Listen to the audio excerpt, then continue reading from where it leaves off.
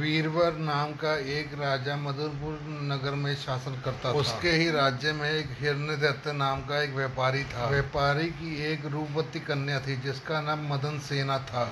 उसी शहर में एक और व्यापारी था जिसका नाम रामदत्त था। उसके बेटे का नाम सोमदत्त था। वो एक दिन पार्क में घूमने के लिए गया। सोमदत्त ने मदन सेना को देखा और उस पर मोहित हो गया। सोमदत्त ने मदन सेना को अकेली बैठे देखा तो उसके पास चला गया। सोमदत्त ने मदन सेना से कहा, हे सुंदरी, मैं तुम्हें बहुत प्यार करता हूं। मैं तुम्हारे बगैर जीवित नहीं रह सकता। अगर तुम मुझे ना मिली तो मैं मर जाऊंगा। मदन सेना का कुछ दिनों में विवाह होने वाला था। उसने सोमदत्त से अपने विवाह के बारे में बताते हुए कहा, 5 दिन बाद मेरा विवाह होने वाला है। मैं आपका प्यार स्वीकार नहीं कर सकती। सोमदत्त बोला कि अगर मुझे तुम्हारा प्यार नहीं मिला तो मैं इसी समय अपने प्राण दे दूंगा।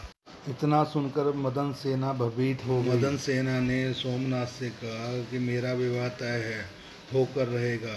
यह मेरा विवाह होने दो।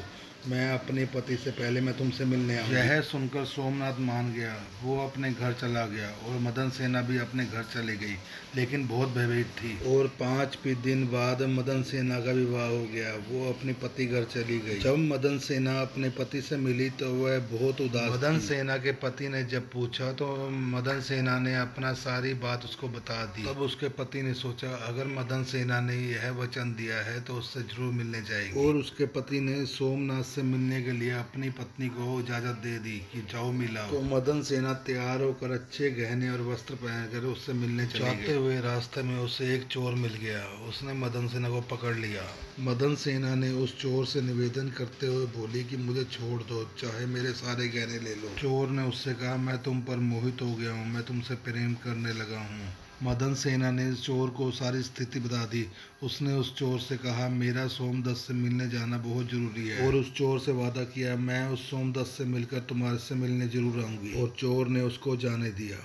मदन सेना सोमदत्त से मिलने के लिए उसे घर चले गई। सोमदत्त बहुत ज्यादा उत्सुक था कि मदन सेना से पूछे कि वह अपने पति से बचकर यहाँ कैसे आई है। और उसने मदन सेना से पूछ लिया, तुम अपने पति से बचकर कैसे आई हो? उसने कुछ कहा नहीं। मदन सेना ने सोमदत्त से अपनी आप बीती बता दी।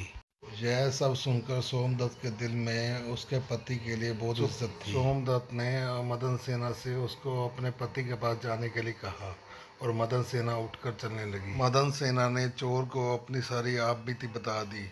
चोर मदन सेना से बहुत ज्यादा प्रभावित इस तरह मदन सेना चोर और सोमदत्त से मिलकर घर वापस आ गई। यह कहानी सुनाकर बेताल ने राजा विक्रम से पूछा, हे राजन, मदन सेना के पति और चोर में से सबसे बड़ा त्यागी कौन? अगर तुमने जानते हुए भी उत्तर नहीं दिया तो तुम्हारे सिर के टुकड़े टुकड़े। राजा विक्रम बोले, सबसे अधिक त्यागी वह चोर है।